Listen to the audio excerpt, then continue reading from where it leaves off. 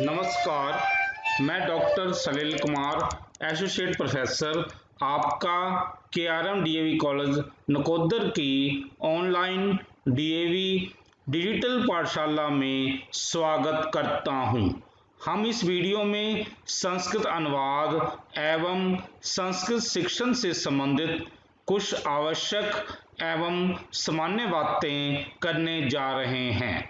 Punjab school education board Mohali के +1 एवं +2 के संस्कृत विषय के लिए निर्धारित सिलेबस के अनुसार एवं गुरु नानक देव यूनिवर्सिटी अमृतसर के बीए द्वितीय सेमेस्टर एवं चतुर्थ सेमेस्टर के संस्कृत विषय के लिए निर्धारित सिलेबस के अनुसार संस्कृत अनुवाद एवं संस्कृत शिक्षण से संबंधित वीडियो नंबर 18 अर्थात इस विषय से संबंधित 18वें भाग को प्रस्तुत कर रहे हैं। आशा है कि कुछ आवश्यक शब्द रूपों से युक्त और अभ्यास माला 1 से युक्त यह वीडियो संस्कृत अनुवाद सीखने में उपयोगी सिद्ध होगी। इस वीडियो में हम चतुश्चत्वारिंशत्तमः पाठः से लेकर अष्टाचत्वारिंशत्तमः पाठः का अनुवाद करेंगे। इनमें हम जैसे नपुंसकलिंग शब्द रूप तैकारांत, नैकारांत, सैकारांत, स्त्रीलिंग शब्द रूप तैकारांत, दैकारांत, चैकारांत, जैकारांत, धैकारांत, पैकारांत, रैकारांत, बैकारांत, शैकारांत, शैकारांत और हैकारांत, इन शब्द रूपों पर आधारित संस्कृत अनुवाद एवं समस्कारक विभक्तियों, विशेषण विशेष्य, संख्यावाचक शब्द, क्षत्रिय प्रत्यय, कृदंत प्रत्यय, उपविभक्ति पर आधारित मिश्रित वाक्यों पर आधारित अभ्यास माला को करेंगे। अब सबसे पहले हम आते हैं चतुश्चत्वारिंशत्तमः पाठे पर। इसमें हम हलंत नपुंसकलिंग शब्द रूपों को देखेंगे, जिनमें कि जैसे कि अब तैकारांत नपुंसकलिंग महत और जगत, नैकारांत नपुंसकलिंग नामन, व्योमन, अहन, सैकारांत नपुंसकलिंग मनस, पयस, धनस। इन पर आधारित संस्कृत अनुवाद हम इस पाठ में करेंगे। अब हम आते हैं तैकारांत नपुंसकलिंग शब्द रूप महत, जिसका अर्थ होता है बड़ा। इससे पहले हम महत का पुल्लिंग जो है हम कर चुके हैं। अब हम करने जा रहे हैं नपुंसकलिंग। ये एक विशेषण होता है, महत मीन बड़ा। अब प्रथम विभक्ति महत, महती, महांति, महत, महती, महांति। दूसरी विभक्ति भी सेम ही होती है, महत, महती, महांति। और तीसरी विभक्ति से लेकर ये 7वीं तक ये सारा ये पुल्लिंग वाला ही है, ये हम आगे कर चुके हैं। महता, महदभ्याम, महदभी, महते, महदभ्याम, महदभय, महतै, महदभ्याम, महदभय, महतै, महतो, महताम, महती, महतो, महत्सु, हे महत, हे महती, हे महांति। तो ये जो था, हमने महत शब्द को हमने ये किया है। एक बार ये देख लीजिए, महत, महती, महांति, महत, महती, महांति। तीसरी विभक्ति में महता, महदभ्याम, महदभी। चौथी में महते, महदभ्याम, महदभय। पांचवी में महतै, महदभ्याम, महदभय।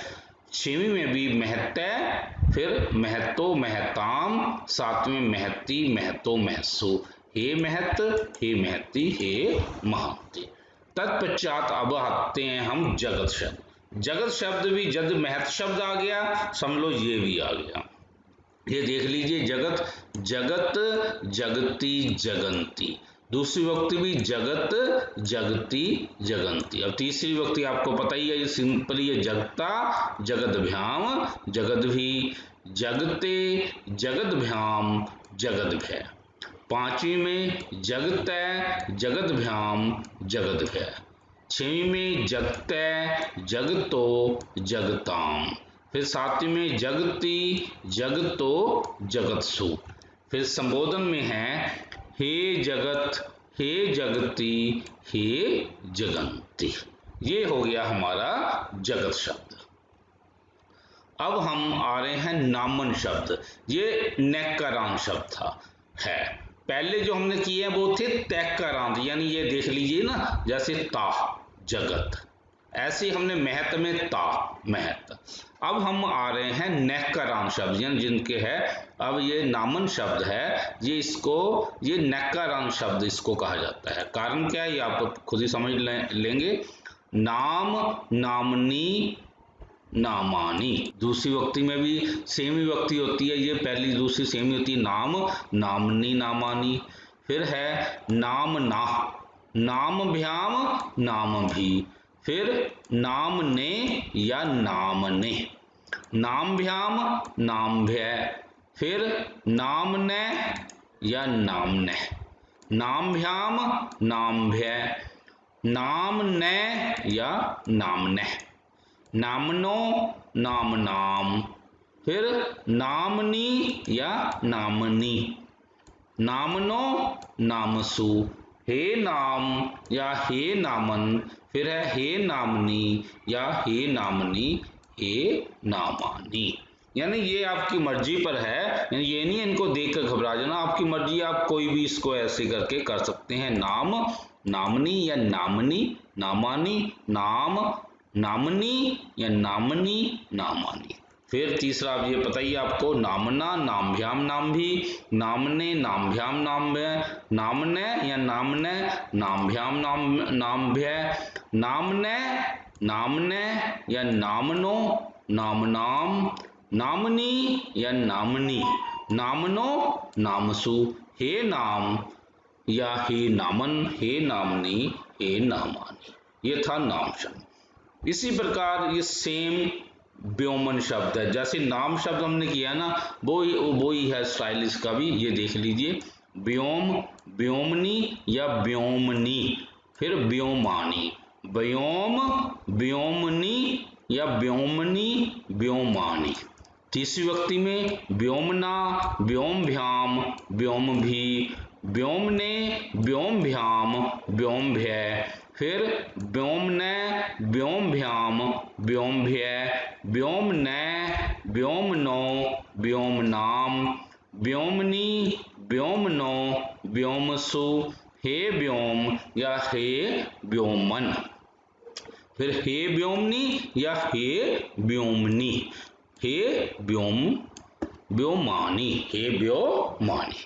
इस प्रकार हमने ये नैकारांत शब्द। अब हम अहम शब्द, अहम का भी अर्थ होता है दिन, ये भी वैसे ही चलेगा।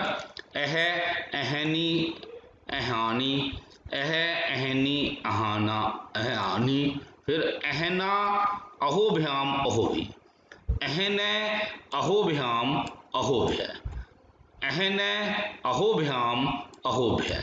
फिर अहने अहनो अहनाम, अहनी या अहनी या फिर अहनो अहसु। हे अह हे अहनी या हे अहनी हे अहानी। अब ये देख लीजिए, अह अहनी अहानी, अह अहनी अहानी। फिर अहना अहोभ्याम अहोभी, अहने अहोभ्याम अहोभ्य, अहने अहोभ्याम अहोभ्य, अहने अहनो अहनाम, अहनी अहनो अहसु। हे अहनी हे अहानी। अब हम आ रहे हैं मन शब्द, जिसका अर्थ होता है मन। ये नपुंसकलिंग शब्दों पर, मने मनसी मनांसी, मने मनसी मनांसी। पहली दो विभक्तियां सेम ही होती है। तीसरी विभक्ति मनसा मनोभ्याम मनोभी, चौथी विभक्ति मन से मनोभ्याम मनोभ्य, पांचवी विभक्ति मन से मनोभ्याम मनोभ्य, छठवीं विभक्ति मन से मनसो मनसाम, सातवीं विभक्ति मनसी मनसो मनस्सु। हे मने हे मनसी हे मनांसी। ये सिंपल ही था, ये आप ये इसको देख सकते हैं, एक बार उतार लोगे तो ये बहुत आसान ही मतलब आपको लगेगा। अब हम आते हैं पेयस जिसका अर्थ होता है पानी, इस शब्द रूप, ये एक नपुंसक लिंग है। ये भी आसानी है, जैसे मनुष्य शब्द किया था वैसे ही ये है। प्य, प्यासी, प्यांसी, प्य, प्यासी, प्यांसी, प्यासा, प्योभ्याम प्योभी, प्यासे, प्योभ्याम प्योभ्य, फिर प्यासे, प्योभ्याम प्योभ्य, छठवीं विभक्ति में भी प्यासे, प्यासो, प्यासाम, फिर सातवीं में प्यासी, प्यासो, प्यासु या प्यासु। हे प्य, हे प्यासी, हे प्यांसी। सिंपल ही था ये, आपने देख लिया। प्य, प्यासी, प्यांसी, प्य, प्यासी, प्यांसी, प्यासा, प्योभ्याम प्योभी, फिर प्यासे, प्योभ्याम प्योभ्य, प्यासा, प्योभ्याम प्योभ्य, प्यासे, प्यासो, प्यासाम, प्यासी, प्यासो, प्यासु या प्यासु। हे प्य, हे प्यासी, हे प्यांसी। अब है अम्बस शब्द, जिसका अर्थ होता है पानी, नभस जिसका अर्थ होता है आकाश, उरस जिसका अर्थ होता है छाती, तमस जिसका अर्थ होता है अंधेरा, सरसमिन तालाब, तपस्मिन तपस्या, रजस्मिन धूल, वर्चस माने तेज। ये सारे शब्द रूप जो हैं ये पेस के समान चलते हैं। अब हम धन शब्द देखेंगे, ये भी सिंपल ही है। धनु, धनुषी, धनुषी, ये देख लीजिए, ये ना सैकरांत शब्द रूप है, इसमें ये ऊपर ये बिंदी आ गई यहाँ पर धनुषी, धनु, धनुषी, धनुषी। फिर है धनुषा, धनुभ्याम धनुभी, धनुषे, धनुभ्याम धनुभ्य, धनुषै, धनुभ्याम धनुभ्य। छठवीं विभक्ति में धनुषै, धनुषो, धनुषाम, धनुषी, धनुषो, धनुषु या धनुषु, हे धनु, हे धनुषी, हे धनुषी। तो ये सिंपल ही है, एक बार बस कॉपी पे उतार लेना और मतलब आसान है, कोई मुश्किल नहीं है। अब धनुष शब्द की भांति ही आयुष शब्द है, जिसका अर्थ होता है उम्र, यजुष्मीन यजुर्वेद, चक्षुष जिसका अर्थ होता है नेत्र, बप्सुस, बप्सुस इसका अर्थ होता है शरीर, अरुस घाव। ये सारे धनुष के समान चलेंगे। अब हम अभ्यास माला पर आते हैं। हिंदी वाक्यों का संस्कृत में अनुवाद। उसने तरकस से तीर निकाला और धनुष पर चढ़ा दिया। अब देखो, सा तुनिरात शरम आकृष्टमान, उसने शर को निकाला और धनुष पर चढ़ा दिया। ये धनुष शब्द जो हमने पढ़ा था सातवीं विभक्ति का एक वचन, धनुषित, धनुषी, आरोपित वान, सैतुनिरात शरम आकृष्टवान, धनुषी, आरोपित वान। तो ये इस प्रकार ये सिंपल सेंटेंस था। अब हम दूसरा सेंटेंस कर रहे हैं, परमात्मा का मन से सिमरन करो। अब देखो, भगवते मन से, मन शब्द की तीसरी विभक्ति मनसा, यह है स्तुतिम कुरु, भगवते मनसा स्तुतिम कुरु, तीसरी विभक्ति का हमने मनस में प्रयोग किया है। आकाश से पानी बरस रहा है, आकाश से व्योमन शब्द है, यहाँ पर हमने पांचवी विभक्ति का प्रयोग किया है। व्योमने पानी बरस रहा है, यहाँ पर पहली विभक्ति प्यस शब्द की पहली विभक्ति में प्या होता है बरसती, व्योमने प्य बरसती। आज बड़ा दिन है, सप्ताह में कितने दिन होते हैं? अद महत है अस्ति, दिन के लिए अहत, यहाँ पर महत हमने लगाया है। अहत, अहद, अद्य महत है अस्ति, सप्ताहे, सप्ताह में, कति अहानि भवंती। तो यहाँ पर ये देख लीजिए, हमने महत शब्द में ये लगाया है प्रथमा का एक वचन, और अहन नपुंसक लिंग, ये जो है अह यहाँ पर ये लगाया है, और ये अहानी ये यहाँ पे हमने लगाया है।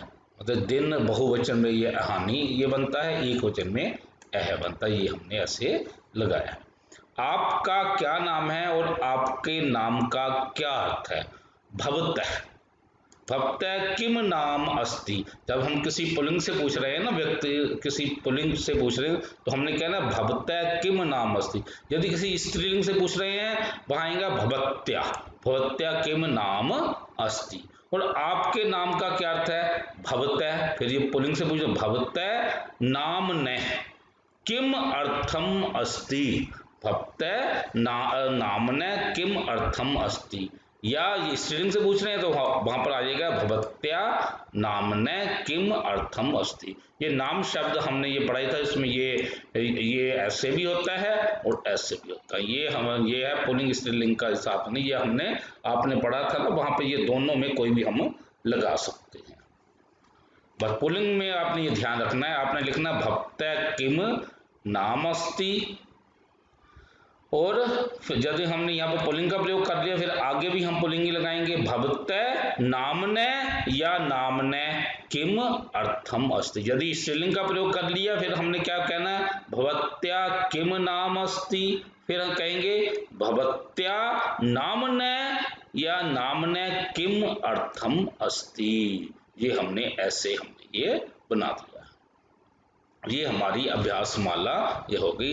हमारा ये जो था ना पाठ, ये यहाँ पर हमारा ये समाप्त हो गया है। अब हम अगले पाठ पर आते हैं। पंचत्वारिशतमे पाठ है। यहाँ पर हलंत स्त्रीलिंग की बात करेंगे। हमने ये इससे पहले जो किए थे ना वे नपुंसकलिंग वाला पाठ था, वो हमारा समाप्त हो गया है। अब स्त्रीलिंग पढ़ेंगे।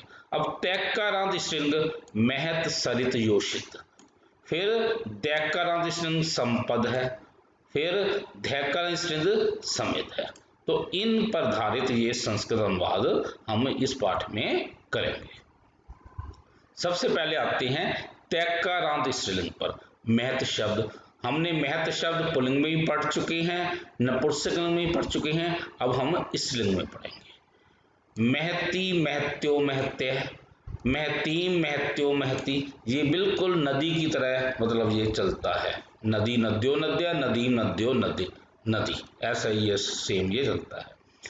महत्या महतीभ्याम महती भी, महत्ते महतीभ्याम महतीभ्य, फिर पांचवें महत्या महतीभ्याम महतीभ्य, छठवीं में महत्या महत्यो महतीनाम, महत्याम महत्यो महतीषु, हे महती हे महत्यो हे महत्य। यानी कि ये जो है ये सिंपल ही है, बस नदी शब्द आना चाहिए, नदी की तरह सिंपल बन जाता ना। नदी नद्यो नद्या, नदीम नद्यो नदी, फिर नद्या नदीभ्याम नदी भी बन जाता है, फिर ना नद्ये नदीभ्याम नदीभ्य, फिर नद्या नदीभ्याम नदीभ्य, फिर नद्या नद्यो नदीनाम, नद्याम नद्यो नदीषु, हे नदी हे नद्यो हे नद्य। ऐसे हमने ये जो वहां पे क्या था सेम उसको बस नदी की तरह हमने महती लिख देना है। हम यहाँ पर सरित शब्द जिसका अर्थ होता है नदी, ये करने जा रहे हैं। ये एक स्त्रीलिंग शब्द रूप है। सरित, सरितो, सरितै, सरितम, सरितो, सरितै। ये पहली दो लाइनों का बस ध्यान में रखना है। ये कैसे सरित, सरितो, सरितै, सरितम, सरितो, सरितै। बाकी सारा लगभग मैथ की तरह ही चलता है। ये देख लो, सरिता सरिद्भ्याम सरिद्भि, सरिते सरिद्भ्याम सरिद्भ्य, सरिते सरिद्भ्याम सरिद्भ्य, सरितै सरितो सरिताम, सरिति सरितो सरित्सु, हे सरित हे सरितो हे सरितै। मतलब ये सिंपल ही है। सरित सरितो सरितै, सरितम सरितो सरितै, सरिता सरिद्भ्याम सरिद्भि, सरिते सरिद्भ्याम सरिद्भ्य, फिर सरितै सरिद्भ्याम सरिद्भ्य, फिर छठवीं में सरितै सरितो सरिताम, सातवें में सरिति सरितो सरित्सु, हे सरित हे सरितो हे सरितै। तत्पश्चात योषित शब्द है। यदि सरित शब्द याद हो गया तो ये सिंपल ही है। योषित योषितो योषितै, योषितम योषितो योषितै, योषिता योषितभ्याम योषितभि, फिर योषिते योषितभ्याम योषितभ्य, योषितै योषितभ्याम योषितभ्य, योषितै योषितो योषिताम, योषिति योषितो योषित्सु, फिर हे योषित हे योषितो हे योषितै। इस प्रकार ये सिंपल है। योषित का अर्थ होता है स्त्री। अब हम दैक्कारांत शब्द, संपत्त, संपदो संपद है। संपद शब्द है ये दैक्कारांत जिसका अर्थ होता है संपत्ति। संपद संपदो संपद है। दूसरी वक्ति में संपदम, फिर संपदो संपद है। आगे ये मैथ की तरह ही चलता है, सिंपल ही है। संपदा संपदभ्याम संपद्भि, संपदे संपदभ्याम संपद्भ्य, फिर संपदे संपदभ्याम संपद्भ्य, संपदे संपदो संपदाम, संपदि संपदो संपत्सु, हे संपत् हे संपदो हे संपद। यानी कि ये बस सिंपल है, पहली दो लाइनों को बस आपने ये देखना, बाकी सिंपल ही है, ऐसे ही बनता चला जाएगा। हम यहाँ पर धैकारांत स्त्रीलिंग करने जा रहे हैं। समिध शब्द है जिसका अर्थ होता है समिधा। समित समिधो समिध है। दूसरी व्यक्ति में समिधम समिधो समिध है। तीसरी व्यक्ति में समिधा समिधभ्याम समिधभि, समिधे समिधभ्याम समिधभ्य, समिधै समिधभ्याम समिधभ्य, समिधै समिधो समिधाम, समिधि समिधो समित्सु, हे समित हे समिधो हे समिध है। इस प्रकार मतलब इसको करना है, मतलब इसमें ध्यान में रखना है। जैसे ये समित है, यहाँ पर समिधो समिध है, समिधम समिधो समिध है, यहाँ पर तो ये सीधा ही जा रहा है। अब आगे देखिए समिधा समिधभ्याम समिधभि, समिधे समिधभ्याम समिधभ्य, पांचवी व्यक्ति में समिध है समिधभ्याम समिधभ्य, छवी में समिध है समिधो समिधाम, समिधि समिधो समित्सु, हे समित हे समिधो हे समिध है। यहाँ पर हम अभ्यासमाला अब करने जा रहे हैं। हिंदी वाक्यों का संस्कृत में अनुवाद। गंगा बहुत बड़ी नदी है। गंगा अति महती सरित अस्ति। यहाँ पर महत शब्द का स्त्रीलिंग हमने महती बनाया है, सरित शब्द का स्त्रीलिंग प्रथमा में ये सरित बनाया है। हवन के लिए बड़ी समिधाएं लाओ। हवनाए महती समिधै आन्य, हवनाए महती समिधै आन्य। यहाँ पर समिध शब्द का स्त्रीलिंग में है ये शब्द, ये दूसरी व्यक्ति का बहुवचन में समिधा बनता है। इसी प्रकार महत्ता का ये जो है दूसरी व्यक्ति में का बहुवचन महती बनता है। इन बड़ी समिधाओं से ही हवन करो। अब ये देखिए, एताबी महतीबी समिधि एव हवनम कुरु। अब हमने तीसरी व्यक्ति का बहुवचन का यहाँ पे प्रयोग किया, महत में भी और समिध का भी तीसरी व्यक्ति का बहुवचन प्रयोग किया है। वह संपत्ति पाने के लिए अति परिश्रम कर रहा है। अब ये देखिए, स संपदम लब्धुम अति परिश्रम करोति। यहाँ पर संपदम यानी कि संपद शब्द का स्त्रीलिंग में दूसरी व्यक्ति में ये बनाया है, और पाने के लिए लब धातु में हमने तुरंत प्रत्यय का प्रयोग किया है, ये बना लब्धुम। स संपदम लब्धुम अति परिश्रम करोति। नृत्य करती हुई स्त्री का ये पति है। नृत्ययंत्या एताया योषित ईश पति अस्ति। यहाँ योषित शब्द में ये जो है छेवी व्यक्ति का प्रयोग किया है, योषित है। इसी प्रकार नृत्य करती हुई, नृत्य धातु में क्षत्रिय प्रत्यय का प्रयोग किया गया है, छेवी व्यक्ति लगाई गई है, छेवी व्यक्ति का एक वचन में नृत्ययंत्या। नदी पर बैठी हुई इस स्त्री को ये फूल दे दो। अब देखो, नद्याम उपविशन्तये, नद्याम उपविशन्ते एतस्यै, एतस्यै योषिते एतत् पुष्पम यश। अब यहाँ पर योषित योषित शब्द में चौथी व्यक्ति का प्रयोग किया गया है। उपविशन्ते में क्षत्रिय प्रत्यय का प्रयोग किया गया है, चौथी व्यक्ति का लगा है उपविशन्ते। नद्याम उपविशन्ते तस्य योषिते एतत् पुष्पम यश। इस प्रकार हमारा ये पाठ यहाँ पर समाप्त होता है। अगले पाठ पर हम आते हैं। षट चत्वारिशत तमय पाठ है। ये हलंत स्त्रीलिंग शब्द रूप से संबंधित है। इसमें चैकारांत स्त्रीलिंग वाच, जैकारांत स्त्रीलिंग रुज और स्रज, पैकारांत अप, रैकारांत स्त्रीलिंग गिर और पुर, बैकारांत देव। पर ये संस्कृत अनुवाद हम करेंगे। अब सबसे पहले आते हैं बाक शब्द, जिसका होता है वाणी। बाक या बाग वाचो वाच्य, वाचम वाचो वाच्य, वाचा बागभ्याम बागभी, वाचे बागभ्याम बागभ्य, बाचय बागभ्याम बागभ्य, बाचय बाचो बाचाम, वाची वाचो वाक्षु, हे वाक हे वाचो हे वाच्य। तो ये सिंपल ही है, एक बार बस आपने कॉपी पे उतार लेना है। वाक्य वाचो वाच्य, वाचम वाचो वाच्य, वाचा बागभ्याम बागभी, वाचे बागभ्याम बागभ्य, वाच्य बागभ्याम बागभ्य, वाच्य वाचो वाचाम, वाची वाचो वाक्षु, हे वाच हे वाचो हे वाच्य। तत्पश्चात रुज शब्द जिसका अर्थ होता है पीड़ा, रुक या रुग्ध, रुजो रुजह, रुक या रुग्ध, फिर रुजो रुचय रुजय, रुजम रुजो रुजह। मतलब जय को ध्यान में ये रखना है, कई बार गलती से जय जय की जगह चा लिखा जाता है या बोला भी जाता है।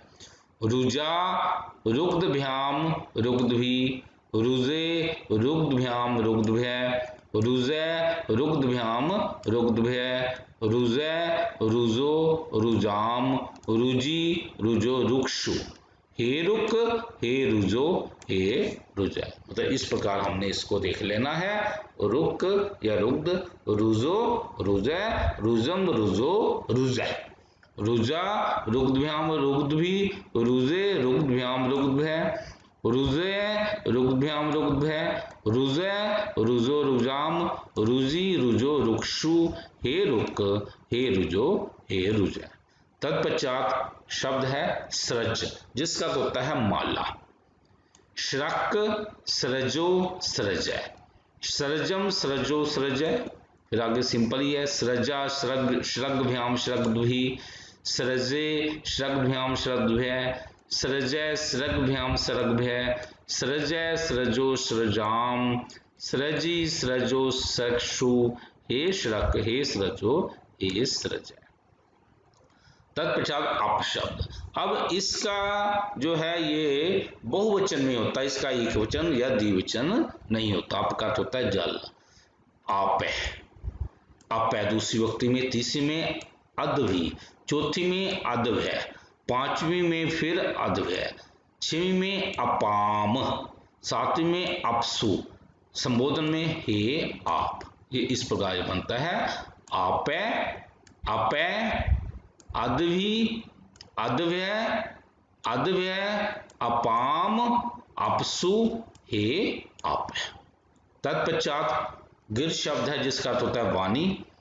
गी गिरो गिरह, गिरम गिरो गिरह, फिर आगे सिंपल चल पड़ता है। गिरा गी भ्याम गिर भी, गिरे गिर गिरभ्याम गिरभ्य, गिरह गिरभ्याम गिरभ्य, गिरह गिरो गिराम, गिरी गिरो गिरशु, हे गी हे गिरो हे गिर।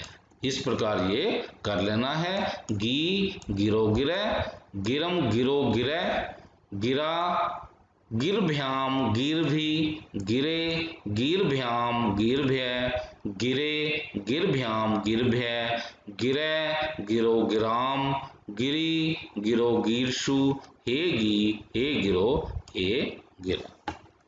अब है पुरुष शब्द जिसका अर्थ होता है नगरी। पु पुरो पुरह, पुरम पुरो पुरह, पुरा पुभ्याम पूर्भी, पुरे पुरभ्याम पूर्भ्य, पुरै पुरभ्याम पूर्भ्य, पुरै पुरो पुराम, पुरी पुरो पुरशु, हे पु हे पुरो हे पुरै। इस प्रकार हमने ये कर लेना है। पु पुरो पुरै, पुरम पुरो पुरै, पुरा पूर्भ्याम पूर्भी, पुरे पूर्भ्याम पूर्भ्य, पुरै पूर्भ्याम पूर्भ्य, पुरै पुरो पुराम, पुरी पुरो पूर्षु, हे पु हे पुरो हे पुर। तत्पश्चात आते हैं दिव शब्द। ये व्याकरण शब्द है। ध्यो द्यो दिवो दिवे, दा और या ये बन जाता है ना द्यो, मतलब में ध्यो जिसको बोलते ध्यो दिवो दिवे, दिवम दिवो दिवे, दिवा द्युभ्याम द्युवे, दिवे द्युभ्याम द्युव्य, दिवे द्युभ्याम द्युव्य, दिवे दिवो दिवाम, दिवी दिवो द्युषु, हे ध्यो, हे दिवो, हे दिवे।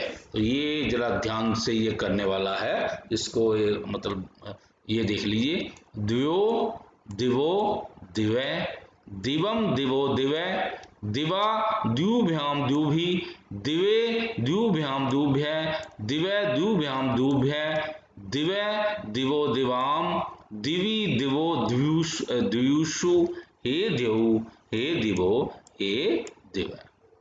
अब हम अभ्यासमाला पर आते हैं। हिंदी वाक्यों का संस्कृत में अनुवाद। इस नगर में यह महिला बहुत मीठी वाणी बोलती है। अब देखो, एतस्याम पुरी, नगर का हमने यहाँ पर पुरी शब्द प्रयोग किया है। यदि नगर लगाओगे नगरी बन जाएगा, लेकिन हम यहाँ पर पुर शब्द का नगरी का पुरी। ईशा योषित, ईशा योषित पहली व्यक्ति। अति मधुराम, वाणी बोलती है गिरम या वाचम वदती। मतलब गिर शब्द और वाच शब्द का तो होता है वाणी होता है ना, तो इसलिए हमने यहाँ पर प्रयोग कर दिया है पुरी। देखो, पुर का सातवीं व्यक्ति पुरी बन गया, योषित का पहली व्यक्ति योषित, और गिर का दूसरी व्यक्ति में गिरम, वाच का दूसरी व्यक्ति में वाचम प्रयोग होता है। आकाश में तारे चमक रहे हैं। आकाश में दिवी नक्षत्रा दिव्यंती, दिवी नक्षत्र, हम आकाश से देव की तरह बनता है वो हम ऐसे चला सकते हैं दिवी। अब हमने को कि दिव शब्द का प्रयोग करना था यहाँ पर, इसलिए यहाँ पर सात्विक का एक दिन दिवी बन गया। गर्मी में ठंडे ठंडे जलों से नित्य स्नान करो। अब देखो, ग्रीष्म काले शीतलेन शीतलेन अदवी स्नानम करो। यहाँ पर देखो, ये तो हमने एक वचन लगेगा, और यह अदवी, ये इसमें होता ही बहुवचन है, इसलिए ये हमने ये बन गया अदवी स्नानम करो जो है, इसके लिए हमने ये प्रयोग किया है। अपशब्द का तीसरी व्यक्ति का ये बहुवचन ही होता है, एक वचन द्विवचन तो इसमें होता ही नहीं है, तो हमने इसका प्रयोग नहीं किया। पीड़ा से चीखती हुई इस महिला की को सहायता करो। अब देखो, रुजा कृदंतया एतस्या योषित कांचित सहायताम कुरु। यहाँ पर रुजि शब्द का हमने तीसरी व्यक्ति में रुजा बन गया, योषित शब्द का छठी व्यक्ति में योषिता हो गया, किंचित शब्द होता है इसलिए ये दूसरी का ये कांचित हमने यहाँ पर लिख दिया। अब क्रंद धातु चीखती हुई ये क्षत्रिय प्रत्यय का प्रयोग किया है, इसमें क्रंद्यंत्या। फूलों से बनी हुई माला को तुम मुझे दे दो। पुष्पे रचिताम एताम सृजम त्वम मह्यम यच्छ। सृज धातु को दूसरी व्यक्ति का ये सृजम बना है। वह मीठा बोलती है, उसे देखकर प्रतीत होता है कि उसकी वाणी से फूल झड़ रहे हैं। तो देखो, सा मधुरा वदती ताम दृष्ट्वा प्रतीतम भक्ति यत तस्या, कि उससे वाचम या गिरह पुष्पंती पतंती, ये बन गया वाच शब्द, और ये गिर शब्द का हमने जो है ये बना दिया कि वाणी से, उसकी वाणी से मतलब फूल जो है वाच्य या गिरह, ये हमने पांच व्यक्ति का प्रयोग कर दिया। इस प्रकार हमारा ये समाप्त हुआ पाठ। अब हम सप्तचत्वारिशतम पाठ्य पर आते हैं।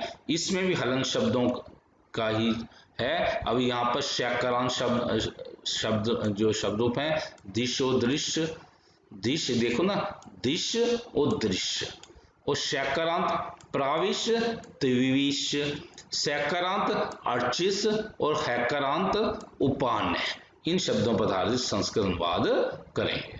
अब देखिए, दिश जिसका अर्थ होता है दिशा, दिक दिशो दिशा, दिशम दिशो दिशा, दिशा दिग्भ्याम दिग्भि, दिशे दिग्भ्याम दिग्भ्य, दिशा दिग्भ्याम दिग्भ्य, दिशा दिशो दिशाम, दिशि दिशो दिक्षु, हे दिक हे दिशो हे दिशा।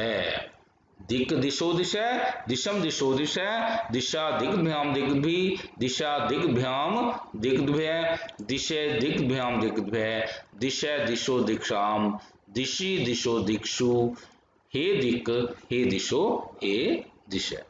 इसी प्रकार दृश्य जिसका अर्थ होता है दृष्टि, ये हम करने जा रहे हैं, दृक् या दृग, फिर दृशो दृश्य, दृश्यम दृशो दृश्य, दृशा दिग्भ्याम दिग्भि, फिर दृश्ये दिग्भ्याम दिग्भ्य, दृश्ये दिग्भ्याम दिग्भ्य, दृश्य दृशो दृशाम, दृशि दृशो दिक्षु, हे दृक् हे दृशो हे दृश्य। इस प्रकार हमने ये कर लेना है दृक् या दृग, दृश्यो दृश्य, दृश्यम दृश्यो दृश्य, दृश्या दृग, दृग्भ्याम दृग्भि, दृश्ये दृग्भ्याम दृग्भ्य, दृश्ये दृग्भ्याम दृग्भ्य, दृश्य दृश्यो दृक्षाम, दृक्षि दृक्षो दृक्षु, हे दृक् हे दृश्यो हे दृश्य।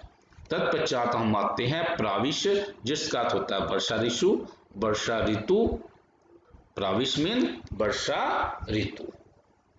क्या है? प्राविट या प्राविड, प्राविशो प्राविशय, प्राविशम प्राविशो प्राविशय, प्राविशा प्राविग्भ्याम प्राविग्भि, प्राविशे फिर प्राविग्भ्याम प्राविग्भ्य, प्राविशय प्राविग्भ्याम प्राविग्भ्य, प्राविशय प्राविशो प्राविशाम, प्राविशी प्राविशो प्राविग्सु, हे प्राविट हे प्राविशो हे प्राविशय। इस प्रकार हमने ये कर लेना है प्राविश शब्द को। अब हम आते हैं त्विश, जिसका अर्थ होता है कांति। ट्विक्ट ट्विड या ट्विशो ट्विशय, ट्विशम ट्विशो ट्विशय, ट्विशा ट्विडभ्याम ट्विडभि, ट्विशे ट्विडभ्याम ट्विडभ्य, ट्विशय ट्विडभ्याम ट्विडभ्य, फिर ट्विशय ट्विशो ट्विडशाम, ट्विशी ट्विशो ट्विडसु, हे ट्विट हे ट्विशो हे ट्विशय। इस प्रकार हमने ये कर लेना है ट्विट ट्विशो ट्विशय, ट्विशम ट्विशो ट्विशय, ट्विशा ट्विडभ्याम ट्विडभि, ट्विशे ट्विडभ्याम ट्विडभ्य, ट्विशय ट्विडभ्याम ट्विडभ्य, ट्विशय ट्विशो ट्विशाम, ट्विशी ट्विशो ट्विडसु, हे ट्विट हे ट्विशो हे ट्विशय।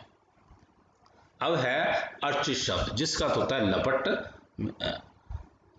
अर्ची अर्चिशो अर्चिशय, अर्चिशम अर्चिशो अर्चिशय, अर्चिशा अर्चिभ्याम अर्चिभि, फिर अर्चिशे अर्चिभ्याम अर्चिभ्य, अर्चिशय अर्चिभ्याम अर्चिभ्य, अर्चिशय अर्चिशो अर्चिशाम, अर्चिशी अर्चिशो अर्चिशु, हे अर्ची हे अर्चिशो हे अर्चिशय। इस प्रकार हमने ये शब्दों को कर लिया। ये अर्चित शब्द था, सैकरांत शब्द था अर्ची अर्चिशो अर्चिशय। इस प्रकार हमने ये। अब हम उपाने मीन होता है जूता। उपानत या उपानद, उपानहो उपानह, उपानहम उपानहो उपानह, उपानहा उपानदभ्याम उपानदभि, उपानहे उपानदभ्याम उपानदभ्य, उपानह उपानदभ्याम उपानदभ्य, उपानह उपानहो उपानहाम, उपानहि उपानहो उपानस्सु, हे उपानत हे उपानहो हे उपानह। इस प्रकार हमने ये उपानह का अर्थ होता है जूता। देखने में बड़ा मुश्किल लग रहा है, लेकिन ज्यादा मुश्किल नहीं है, एक बार कॉपी पे उतार लेना, सिंपल ही है। अभ्यासमाला, हिंदी वाक्यों का संस्कृत में अनुवाद। इन भयंकर आग की लपटों को देखो। अब देखिए, एताभ्याभ्या अग्ने अर्चिसय पश्य। यहाँ पर अर्चित शब्द दूसरी व्यक्ति का प्रयोग किया गया है, दूसरी का एक वचन अर्चिशय। तू मेरे लिए क्या लाया है? मैं तो तेरे लिए जूते लाया हूं। अब त्वम मह्यम किम आने, अहम तो तुभ्यम उपानयो। अब उपाहनन शब्द जो है ना, इसमें ये दूसरी का द्विवचन का प्रयोग किया है। अहम त्वम तुभ्यम उपानयो आनयम। उसके मुख की कांति को देखकर मैं बहुत आश्चर्यचकित हो गया। देखो, तस्य मुखस्य त्विशम दृष्टवा, त्विश शब्द का दूसरी का एक वचन त्विशम दृष्टवा अहम अति आश्चर्यचकितम अभवम। इस वर्षा ऋतु में भारी वर्षा नहीं हुई। एतस्याम प्राविशी महती वर्षा न भवत। अब यहाँ पर हमने प्राविश शब्द में सातवीं व्यक्ति का प्रयोग किया है, ये बना प्राविशी। इस दिशा में आपकी दृष्टि क्यों नहीं गई? एतस्याम दिशि, भवत्य या भवत्या, दृष्टि का होता है दृक् या दृग, किमर्थम न भवत। अब दृक् शब्द का पहली में ये दृक् बनता है या दृग बनता है। दिशि मीन स्त्रीलिंग, सातवीं का ये दिशि। इस प्रकार हमारा ये पाठ यहाँ पर ये समाप्त होता है। अब हम आएंगे अष्टाचत्वारिशतम पाठ है। इस पाठ में हम समस्कारक विभक्तियों, विशेषण विशेष्य, संख्यावाचक शब्द, क्षत्रीय प्रत्यय, कृदंत प्रत्यय, उपविभक्तियों पर आधारित मिश्रित वाक्यों पर आधारित जो है हम अभ्यास माला करेंगे। अब हम आते हैं समस्कारकों एवं विभक्तियों पर आधारित संस्कृत अनुवाद। अभ्यास माला है, पहली अभ्यास माला हम यहाँ पर करने जा रहे हैं। अब जैसे प्रभा पड़ती है, बादल गरज रहे हैं, महिला नमस्कार कर रही है। यहाँ पर प्रभा करता है और पढ़ना क्रिया है। ये सिंपल सेंटेंस हमने ये रखे हैं। प्रभा पड़ती, बादल गरज रहे हैं, मेघा गरजंती, महिला नमनती। यानी कि यहाँ पर ये देखिए प्रभा करता है, यहाँ पर मेघा करता है और यहाँ महिला करता है। सिंपल सेंटेंस हमने यहाँ पर बनाए हैं। ये है पठ धातु का प्रयोग किया है, मेघ गर्जंती यहाँ गर्ज धातु का प्रयोग किया है, यहाँ पर नम धातु का प्रयोग हुआ है। अब है कर्म, वे दोनों गंगा पर जा रहे हैं। यहाँ पर गंगा और तू मुनि को नमस्कार क्यों नहीं करता, तुम दोनों हवाई जहाज देख रहे हो। यहाँ पर गंगा कर्म है, इसी प्रकार मुनि कर्म है और ये हवाई जहाज ये कर्म है। तो यहाँ पर हमने दूसरी विभक्ति का प्रयोग किया है, तौ गंगाम गच्छते, त्वं मुनिम किमर्थम न नमसि, युवाम वायुयानम पश्यथ।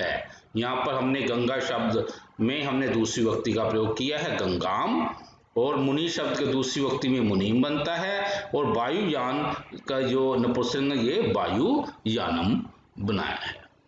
धातु ये गम धातु का प्रयोग किया है, उसी प्रकार नम धातु का प्रयोग हुआ है और दृश्य धातु का यहाँ पे प्रयोग हुआ है।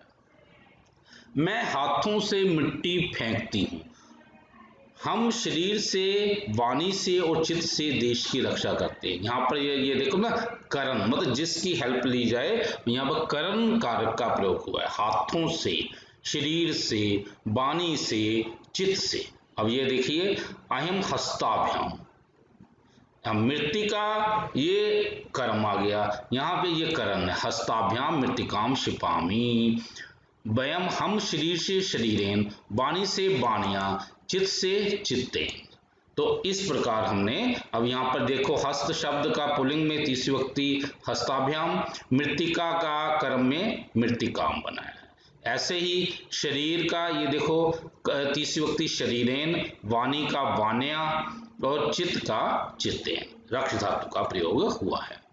माता बच्चों के लिए सब्जी पकाएगी, अब के लिए संप्रदान का यहाँ पर है, बच्चों के लिए, प्रसन्नता के लिए, सेहत के लिए, यहाँ पर हमने संप्रदान का प्रयोग किया है। माता शिशुभ्य, चौथी विभक्ति का बहुवचन का प्रयोग किया है।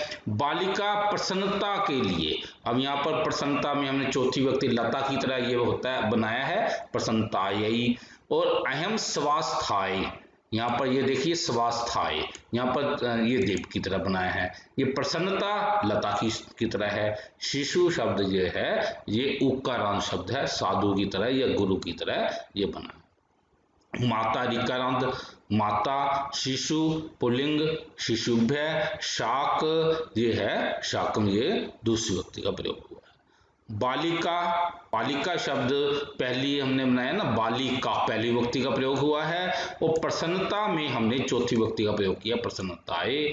चलचित्र में हमने चलचित्र में दूसरी विभक्ति का प्रयोग किया है। ऐसे ही स्वास्थ्य में चौथी विभक्ति का प्रयोग किया, स्वास्थ्याय बन गया। औषधि, औषधि में दूसरी विभक्ति औषधिम, पा धातु का पास यामी। ये सिंपल सेंटेंस बनाए थे हमने। माता शिशुभ्य शाकम पक्ष्यति, बालिका प्रसन्नतायै चलचित्रम दर्शयन्ति, अहम स्वास्थ्य औषधिम पास्यामि। तत्पश्चात अब हम आते हैं, लड़की महल से गिर पड़ी, जहां से चीज अलग होनी होना पर पांचवी विभक्ति का प्रयोग होता है। अब मुनि ने पिंजरे से तोते को छोड़ दिया, भिखारी गांव से ग्राम घूमा, मतलब एक गांव से दूसरे गांव, यहाँ पे यहाँ जहां से अलग हुआ जाए वहां पर पांचवी विभक्ति का प्रयोग होता है। अब देखो बालिका प्रसादात अपदत, बालिका प्रसाद से, महल से, यहाँ पर पांचवी विभक्ति का प्रयोग आ गया। मुनि पंजरात, मतलब पिंजरे से पंजरात, शुकम ऐसे छोड़ दिया। भिक्षुक ग्राम से, ग्राम को ग्रामात, ग्रामम अभ्राम्यत, यहाँ पर हमने ये प्रयोग किया है। प्रसाद का ये प्रसादात हो गया। अब मुनि का पहली विभक्ति में मुनि बन गया, पिंजरे से ये पंजरात हो गया। अब शुक का दूसरी विभक्ति में शुकम ऐसे बनाया। भिक्षुक का हमने कर्ता भिक्षुका बन गया।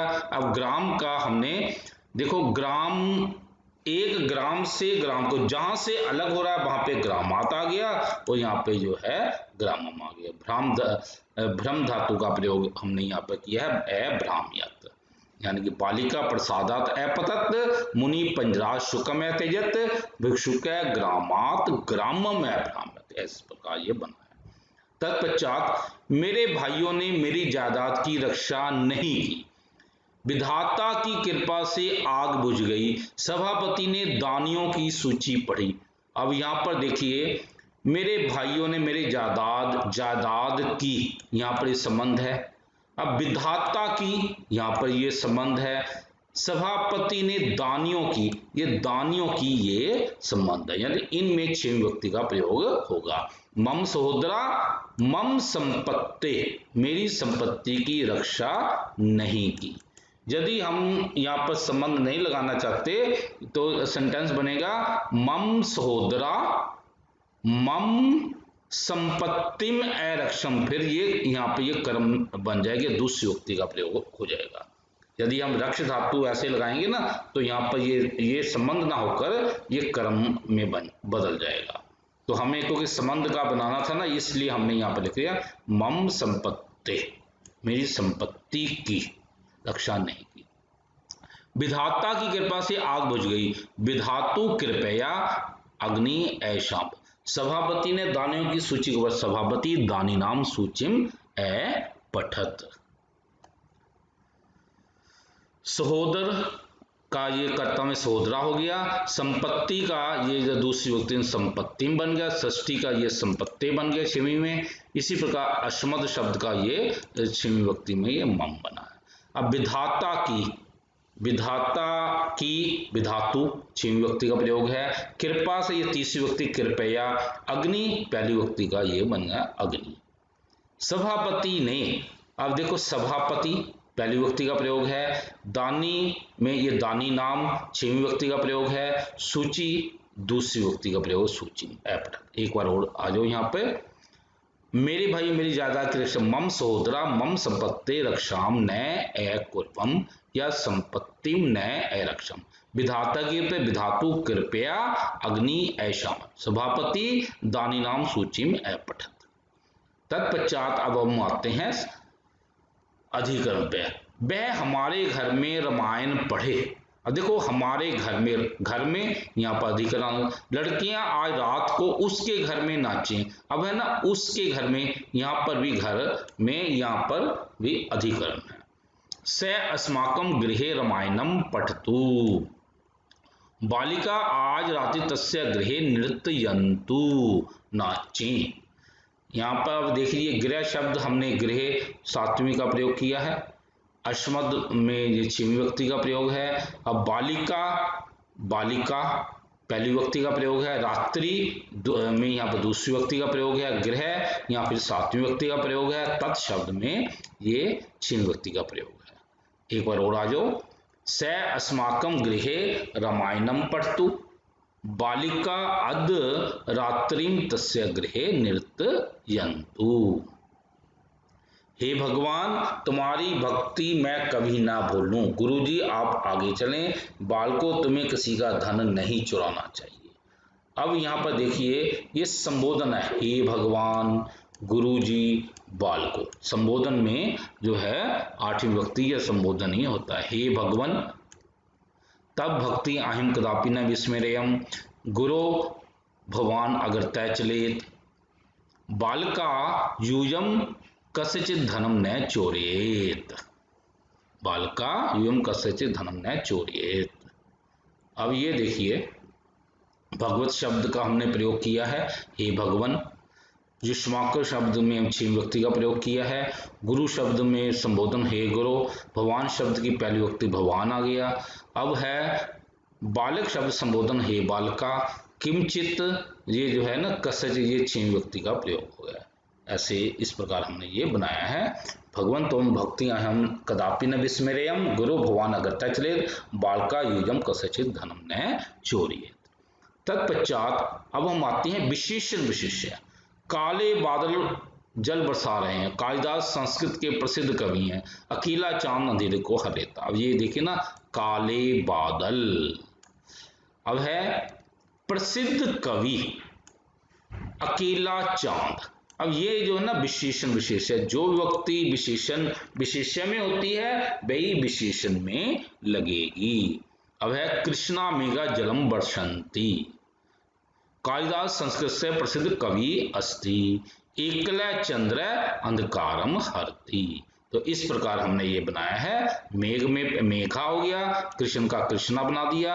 अब कवि का कवि, प्रसिद्ध का प्रसिद्ध है। ऐसे ही चंद्र का चंद्र, एकल का एकल। ऐसे ये हमने बना दिया है। कृष्णा मेघा जलम बरसंती। कालिदास संस्कृत से प्रसिद्ध कवि अस्ति। एकल चंद्र अंधकारम हरति। अब हम आ रहे हैं संख्यावाची शब्दों पर। मनुष्य का एक मुख, एक नाक और दो नेत्र होते हैं। आज 5 छात्र गैर हाजिर हैं। हमारी कक्षा में 45 छात्र हैं। एक वर्ष में 12 महीने होते हैं। अब संख्यावाचक। मनुष्यस्य एकम मुखम, एका नासिका, द्वे च नेत्रे भवन्ति। अद्य 5 छात्रा अनुपस्थिता सन्ति। अस्माकं कक्षायाः 45 छात्राः सन्ति। एकस्मिन् वर्षे 12 मासाः सन्ति। अब एक शब्द का ये एकम, एक का ये एका हो जाएगा, द्वि का ये द्वि। अब पंच शब्द, अब इसमें यह है कि प्रथम विभक्ति में पंची होता है। पंचचत्वार शब्द इसमें भी प्रथम विभक्ति में पंचचत्वारिशत् ही होता है। एक का एकस्मिन 7वीं विभक्ति में, 12 का ये द्वादशा बन गया। एक बार ये देख लो दोबारा फिर। मनुष्य एकम मुखम, एका नासिका, द्वे च नेत्रे भवन्ति। अद्य 5 छात्राः अनुपस्थिताः सन्ति। अस्माकं कक्षायां 45 छात्राः सन्ति। एकस्मिन् वर्षे 12 मासाः सन्ति। अब है निजंत प्रत्ययों पर आधारित संस्कृत अनुवाद कर रहे हैं। चित्रकार लोगों को चित्र दिखाता है और लोग देखते हैं। अब देखो ये दिखाता है। अध्यापक छात्रों को पढ़ाता है, छात्र पढ़ते हैं। माता बच्चों को दूध पिलाती है और बच्चे पीते हैं। मैं नौकर से काम करवाता हूँ, नौकर काम करता है। अब देखो, दिखाता है, पढ़ाता है, पिलाता है, करवाता है, ये जो है इनमें निजंत प्रत्यय लगेगा। अब देखते हैं, पढ़ते हैं, ये सामान्य वाक्य है। चित्रकार लोकान चित्रम दर्शति। लोकान च पश्यति, और लोग देखते हैं। अध्यापक छात्रान पाठयति, छात्रा च पठन्ति। माता शिशुम दुग्धम पायति, शिशवः च पिबन्ति। अयम सेवकेन कार्यम कारयामि, सेवकः च कार्यम करोति। अब हमने ये देखो दृश्य धातु सामान्य रूप में ये पश्यन्ति, पठ का ये पठन्ति, पिब का पिबन्ति, क्री का ये बन गया करोति। अब ये जो हमने जो बनाए हैं, जो निजंत प्रत्यय, ये दृश्य धातु का दर्शति, पठ धातु का पाठति, पिब का पायति बनाया है, क्री का कार्यति ये बनाया है। तो ये हमने इसी प्रकार ये वहां पर हमने ये कार्यामी ऐसे का एक बार वो देख लो। चित्रकार लोकम चित्रम दर्शति, लोकां च पश्यन्ति। अथवा छात्रान् पाठयति, छात्रान् पठन्ति। माता शिशुम दुग्धम पायति, शिशवः च पिबन्ति। हम शिवम कार्यम कारयामि, शिव च कार्यम करोति। अब हम कृदंत प्रत्ययों पर आधारित संस्कृत अनुवाद करेंगे। मैं घर जाना चाहता हूँ। बोपदिम एक दिन जल पीने के लिए कुएं पर गया। कमला तू व्याकरण याद करके सुलेख लिख। पटियाला में अजायब घर देखने योग्य है। बीतता हुआ समय फिर नहीं आता। अब यहाँ पर देखिए, मैं घर जाना चाहता हूँ। अब जहाँ पर दो क्रियाएं इकट्ठी आ जाएं तो लास्ट क्रिया से पहले में हम तुमन प्रत्यय का प्रयोग कर देते हैं। जैसे ना अहम गृहम गंतुम इच्छामि, यहाँ पर गम धातु में हमने तुमन प्रत्यय का प्रयोग किया है। बोपदेव एक दिन जल पीने के लिए कुएं पर गया। अब देखो पीने के लिए, यहाँ पर के लिए क्रिया के पीछे लिखा हो ना के लिए, तो भी हम तुमन प्रत्यय का प्रयोग करते हैं। बोपदेव एकदा जलम पातुम कूपम अगच्छत, यहाँ पर पा धातु में तुमन प्रत्यय का प्रयोग हुआ है, इसलिए पातुम बना। फिर है कमला तो व्याकरण याद करके सुलेख लिख। अब याद करके, जैसे ना कोई कार्य हो चुका है, करके, पढ़कर, ऐसे पढ़कर, याद करके, खेल कर, तो वहां पर हमने जो कत्वा प्रत्यय का प्रयोग करते हैं। तो यहाँ पर देखिए हे कमले तुम व्याकरण समृत्वा सुलेखम लिख, यहाँ समृ धातु में हमने कत्वा प्रत्यय का प्रयोग किया है। फिर है पटियाला में अजायब घर देखने योग्य है। अब है पटियाला नगरे संग्रहालयम दर्शनीयम या दर्शितव्यम अस्ति। यहाँ पर देखो देखने योग्य, योग्य के अर्थ में हम अनियर प्रत्यय का प्रयोग करते हैं या तवित प्रत्यय का प्रयोग करते हैं। इन दोनों में से कोई प्रत्यय हम लगा सकते हैं। यहाँ पर दृश्य धातु में अनियर प्रत्यय दर्शनीयम बन गया। अब दृश्य धातु में तवित प्रत्यय ये बन गया दर्शयितव्यम बन गया। फिर है बीतता हुआ समय फिर नहीं आता। अब देखो बीतता हुआ, गया हुआ, ऐसे ना हुआ जिसके पीछे हमने ना वहां पर कत प्रत्यय का प्रयोग करते हैं। गतम समयम पुनः न आगच्छति। यहाँ पर ये देखिए गम धातु में तो प्रत्यय गंतुम, पा का पातुम बन गया, समरी का कत्वा समृत्वा। अब दृश्य धातु में तबियत यह बन गया दर्शितव्य। ऐसे दृश्य का अनियर में दर्शनीय बन गया। अब गम का गत, तो ये है ना दर्शितव्यम दर्शनीय, ये क्योंकि उसके साथ हमने, क्योंकि वो नपुंसक लिंग है ना संग्रहालय, इसने ये ऐसे हमने ये बना दिया है। अब हम एक बार और देख लो, अहम गृहम गंतुम इच्छामि वो एकता जलम पातुम कूपम अगच्छत, हे कमले त्वं व्याकरणं समृत्वा सुलेखम लिख, पटियाला नगरे संग्रहालयम दर्शनीयम या दर्शितव्यम अस्ति, गतम स्वयं पुनः न आगच्छति। मैं मेहनत से पढ़कर पिता की चिंता को मिटाऊंगा। तारा ने बाग में जाकर मरे हुए रोहित को देखा। मैं लालकरा देखना चाहता हूँ, रोगी पका हुआ फल खाता है। यह पुस्तक पढ़ने योग्य है। अब देखो मेहनत से पढ़कर, यह कत्वा प्रत्यय हम लगाएंगे। अहम परिश्रमेन पठित्वा पुनः चिंताम हरिष्यामि। अहम परिश्रमेन पठित्वा पुनः मतलब अहम परिश्रमेन पठित्वा पितु चिंताम हरिष्यामि, पिता की चिंता मिटाऊंगा। तारा ने बाग में जाकर मरे हुए रोहित को देखा। तारा उपवनम गत्वा, अब यहाँ पर जाकर गत्वा बना दिया। अब है मरे हुए, अब यह मृत, यहाँ पर देखो यहाँ पर कत्वा प्रत्यय लगा है और यह मरे हुए यहाँ पर कत प्रत्यय का प्रयोग हुआ है। तम अपश्यत, मैं लालकरा देखना चाहता हूँ। अहम रक्त दुर्गम द्रष्टुम इच्छामि, देखना, यहाँ पर दो क्रियाएं आ गई ना, इसे द्रष्टुम आ गया। रोगी पका हुआ फल खाता है, रोगी पक्वम फलम खाती, यहाँ पर कत प्रत्यय का प्रयोग हुआ है, जो है ना पच धातु में कत प्रत्यय लगा दे, पक्वम बन गया, पक्वम फलम खाती। यह पुस्तक पढ़ने, एतत् पुस्तकम पठनीयम या पठितव्यम अस्ति। पठ धातु का पठित्वा, गम का गत्वा, मृ धातु का ये मृतम हो गया, दृश्य धातु का ये दृष्टुम बन गया, पच धातु का ये पक्वम बन गया, पठ का ये इसी प्रकार पठनीय नियम हो गया, पठ तवित का पठितव्यम। अहम परिश्रमेन पठित्वा पुनः चिंताम हरिष्यामि, तारा उपवनम गत्वा मृतम रोहितम अपश्यत, अहम रक्त दुर्गम द्रष्टुम इच्छामि, रोगी पक्वम फलम खादति, एतत् पुस्तकम पठनीयम या पठितव्यम अस्ति। अब है उपपद विभक्तियों पर आधारित संस्कृत बात करने जा रहे हैं। गांव के चारों ओर वृक्ष हैं, मेहनत बिना विद्या नहीं, चोर को धिक्कार, मार्ग के दोनों ओर वृक्ष हैं, किले के सब ओर सैनिक हैं।